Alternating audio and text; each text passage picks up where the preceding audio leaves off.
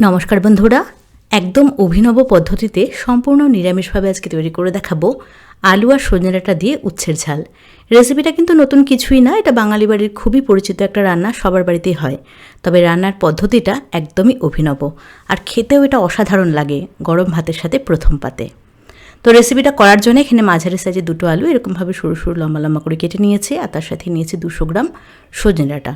সজনে ডাঁটায় কেটে নিয়ে আমি ভালো করে ধুয়ে জল ঝরিয়ে নিয়েছি, খোসাটাকে ছাড়িয়ে নিয়েছিলাম সজনে ডাঁটার।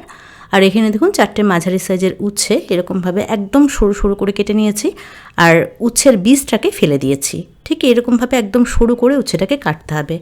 আর আমাদের লাগবে মুসুর ডাল, হাফ কাপ মুসুর ডাল এখানে 1 ঘন্টা আগে ভালো করে ধুয়ে নিয়ে জল দিয়ে ভিজিয়ে রেখেছিলাম। ডাল কিন্তু খুব ভালো করে ভিজে গেছে, বেশ অনেকটাই ফুলে উঠেছে। এবার ডাল ভেজানো জলটাকে ছেঁকে ফেলে দিয়ে পরিষ্কার জল দিয়ে ডালটাকে ভালো করে ধুয়ে নিয়ে 2টো কাঁচা লঙ্কা দিয়ে ডালটাকে আমি বেটে নিয়েছি। ডালটাকে কিন্তু একদম শুকনো শুকনো করে বাটতে হবে, আর একটু দরদরে করে বাটতে হবে, মানে একটু মোটা মোটা করে বাটতে হবে, খুব বেশি মসৃণ করে ডালটাকে বাটার প্রয়োজন নেই। তো বেটে নেওয়া ডালের মধ্যে এবার কেটে রাখা উচ্ছেটা দিয়ে দিলাম, তার সাথে দিয়ে দিলাম ফ্লেভারের জন্য একটুখানি কালো জিরে, স্বাদ অনুযায়ী নুন, আর সামান্য পরিমাণে হলুদ। এইটুকুই দিলেই হবে, খুব বেশি কিন্তু উপকরণ এখানে দেওয়ার দরকার নেই। এবার এই সব কিছুকে খুব ভালো করে একসাথে মেখে নিচ্ছি। রেসিপিটা কিন্তু অনেক পুরনো, এটা আমার ঠাকমার রান্না, অবশ্যই বাড়িতে বানিয়ে দেখবেন, অপূর্ব লাগবে খেতে। তো সব কিছুকে একসাথে খুব ভালো করে মাখিয়ে নিয়েছি। এবার রান্না করার জন্য কড়াইতে সর্ষের তেল গরম করে নিয়েছি। এই রেসিপিটা সর্ষের তেল দিয়েই ভালো হবে। তেল খুব ভালো করে গরম করে নিয়ে বড়াগুলোকে ভেজে নিতে হবে। ডালটাকে একদম শুকনো শুকনো করে বাটবেন, তাহলে দেখবেন হাত দিয়ে চ্যাপটা চ্যাপটা করে এরকমভাবে বড়াগুলোকে তেলের মধ্যে দিতে পারবেন। একটা সুন্দর শেপ করে তেলের মধ্যে কিন্তু দেওয়া যাবে। আর ডাল যদি খুব বেশি পাতলা করে বাটা হয় না, তাহলে কিন্তু এরকম শেপ দেওয়া যাবে না, ছড়িয়ে যাবে।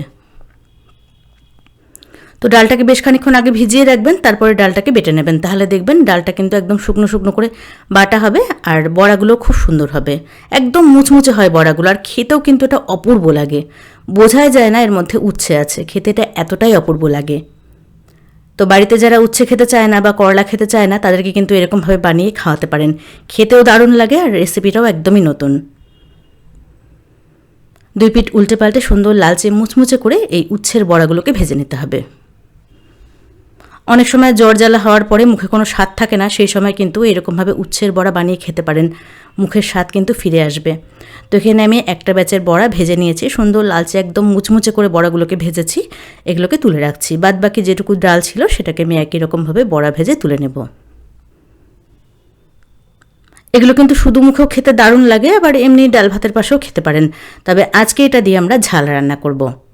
তো সবগুলো বড়া আমার ভাজা হয়ে গেছে, একদম মুচমুচে হয় এই বড়াগুলো। তো বড়া ভেজে তুলে নিয়েছি, দেখুন দেখতে কত সুন্দর লাগছে বড়াগুলো। এবার রান্নাটা করার জন্য কড়াইতে নিয়ে নিচ্ছি আরও 2 টেবিল চামচ সর্ষের তেল। তেল গরম হয়ে যাওয়ার পরে ফোড়নের জন্য দিয়েছি সামান্য পরিমাণে কালো জিরে। কালো জিরেটা একটু ফুটে ওঠার পরে প্রথমে আলুটাকে দিয়ে দিচ্ছি, স্বাদ অনুযায়ী নুন দিয়ে দিলাম, আর দিয়ে দিচ্ছি সামান্য পরিমাণে হলুদ, মানে পরিমাণ মতন হলুদ দিয়ে দিলাম।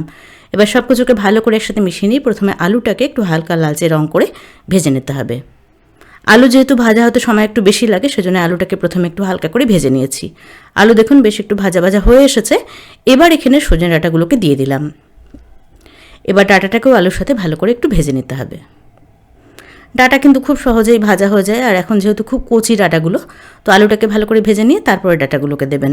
তো সজনে ডাঁটা আর আলুটা ভাজা হতে থাকুক, এদিকে আমি মশলা তৈরি করব। তার জন্য মিক্সি জারে নিয়ে নিচ্ছি হাফ চামচ করে কালো জিরে, সর্ষে হাফ চামচ, আর গোটা জিরে হাফ চামচ। শুকনো অবস্থাতে মিক্সিটাকে একদম হাই স্পিডে চালিয়ে সব মশলাগুলোকে একটু দরদরে করে বেটে নিয়েছি। এবার এখানে দিয়ে দিলাম হাফ ইঞ্চি মতন আদার টুকরো, আর 4টে কাঁচা লঙ্কা। অল্প জল দিয়ে সব কিছুকে একদম মসৃণ করে বেটে নিচ্ছি। এইরকমভাবে করলে মিক্সিতেও কিন্তু খুব অল্প মশলা একদম মসৃণ করে বাটা হয়ে যায়। তো মশলাটাকে আমি একদম চন্দনের মতন মসৃণ করে বেটে নিয়েছি। এদিকে সজনে ডাঁটা আর আলু কিন্তু খুব ভালো করে ভাজা হয়ে গেছে। এবার বেটে রাখা মশলার পেস্টটাকে দিয়ে দিলাম। মিক্সির জার ধুয়ে এখানে হাফ কাপ মতন জল দিয়ে দিচ্ছি। সব কিছুকে বেশ ভালো করে কষিয়ে নিতে হবে, গ্যাসের ফ্লেমটাকে মিডিয়ামে রাখতে হবে। তো এখানে মশলার সাথে সবজিটাকে বেশ ভালো করে আমি কষিয়ে নিয়েছি। এবার দিয়ে দেব জল। আমি এখানে গরম জলের ব্যবহার করেছি, আপনারা যেরকম ঝোল রাখতে চাইবেন সেই অনুযায়ী জলটা ব্যবহার করবেন। আমি এখানে 1.5 কাপ মতন গরম জল দিলাম। একটু ঝোল ঝোল হবে, মানে ভাত দিয়ে মেখে খাওয়ার মতন এটা হবে, তো সেটা বুঝেই ঝোলটা দিতে হবে। জল দেখুন ফুটে উঠেছে। আমি নুন টেস্ট করে দেখলাম, নুন একটু লাগবে মনে হচ্ছে, তো এখানে আমি স্বাদ অনুযায়ী নুন দিয়ে দিলাম। আর দিয়ে দিলাম সামান্য পরিমাণে একটুখানি চিনি, যাতে করে তেঁতোর স্বাদটা একটু ব্যালেন্স হয়।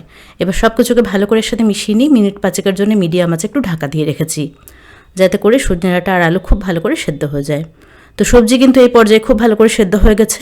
এবার ডালের বড়াগুলোকে দিয়ে দিচ্ছি, মানে উচ্ছের বড়াগুলোকে এবার দিয়ে দিলাম। সব কিছুকে ভালো করে এর সাথে মিশিয়ে নিচ্ছি। ডালের বড়াগুলো দেওয়ার পরে কিন্তু টেস্টটাই একদম চেঞ্জ হয়ে যায়। এবার আরও 1 মিনিটের জন্য আমি ঢেকে দিয়েছিলাম, যাতে করে বড়াটা একটু নরম হয়ে যায় আর ঝোলের স্বাদটা বড়ার মধ্যে ভালো করে ঢুকে যায়। 1 মিনিট পরে ঢাকনাটাকে খুলে নিয়েছি। এখন কিন্তু এটা পরিবেশন করার জন্য একদম রেডি। তো দেখলেন তো কত সহজভাবে একদম ইউনিক একটা রেসিপি তৈরি করে নিলাম। তো কেমন লাগলো আজকের রেসিপি সেটা অবশ্যই কমেন্টস করে জানাবেন। ভিডিও ভালো লাগলে একটা লাইক করবেন আর চ্যানেলটাকে সাবস্ক্রাইব করবেন।